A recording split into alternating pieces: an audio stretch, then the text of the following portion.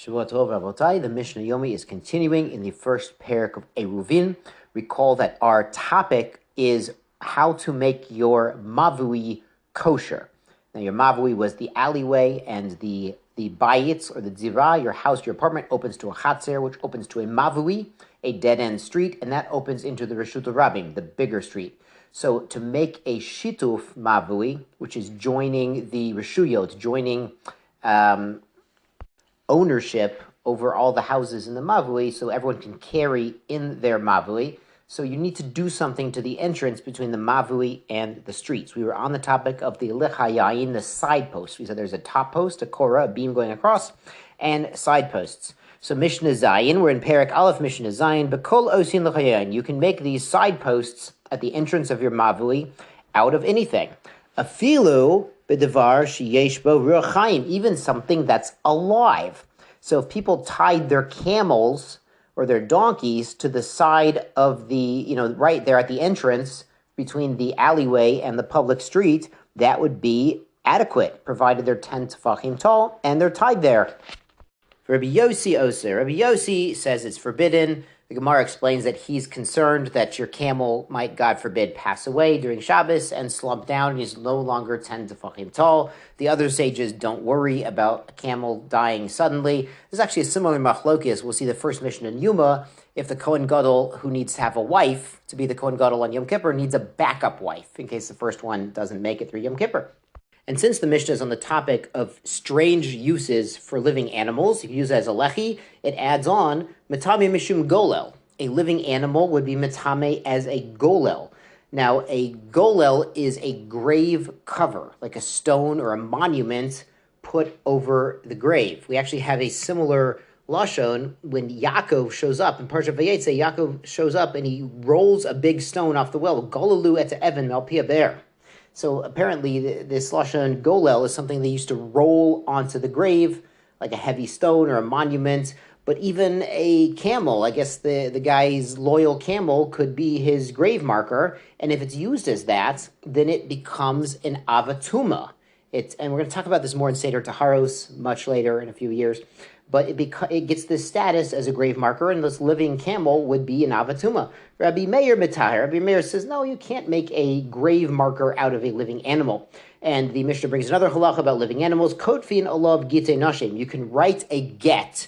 If a man is divorcing his wife, he gives her what's called a sefer kritu. It's a document of separation. He could write it on an animal. Rabbi Yossi Galili Paisler. Rabbi Yossi Galili says it's not fit to be used as a get. Now, how are you going to write a get on an animal? So it was actually, there's a makor for this. They used to write things on the keren ashor, on the horns of an ox. And Chazal discussed that during the Hanukkah era, the Greeks required the Jews, they mandated that the Jews would write on their horn of their ox, I have no chelek in the God of Yisrael. And that was like the ancient bumper sticker, was to write something on the horn of your ox, and you're walking around with your ox, and everyone sees it written on the horn of your ox, and they see that it's a bumper sticker. So theoretically, you could write a get for the wife, soon to be ex-wife, on the horn of an ox or the hide of an animal as well. Rabbi Yossi again says it's invalid because it's a sefer. Has to be a sefer, a scroll written on parchment, written on inanimate objects. So he says it's puzzle. Great, on to Mishnah Ches. Shayara is a caravan. It's 3 or more people traveling together. Shechonta bevika, and they're making camp on Shabbos in a bika. Now, a bika is a valley, and the Mishnayot and Shabbat say a bika is a Carmelite. So it's not a Reshut Rabim, because there's not a lot of people going through this bika, this valleyway, but it's not a Reshus HaYachid either. It's not an enclosed area. So they want to be able to carry things on Shabbos and make a minyan and sort of be like normal people on Shabbos. What are they going to do? Hikifua b'kli behema. And they make a wall around their camp with kli behema, like saddles, saddle bags. So then the din is metaltalin betocha. So they can carry on Shabbos within this camp. Within they're making like a makeshift wall. As long as their fence, their makeshift fence is at least 10 tefachim tall. And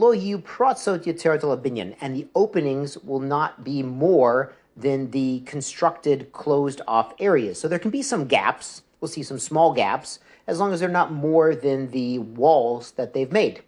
Kol pirza, in any gap, sheik eser amot meteret, that is up to 10 cubits, 10 amot, is allowed. Because that's like the opening to their camp.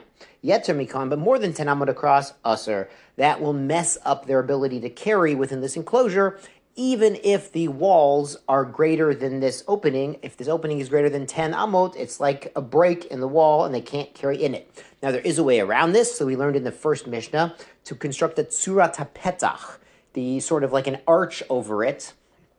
So then this larger opening becomes a tzurat hapetach, like the outline of a door, and it would still be mutter because that's considered part of the wall. Shkoyach, Rabotai, Shavua Tov.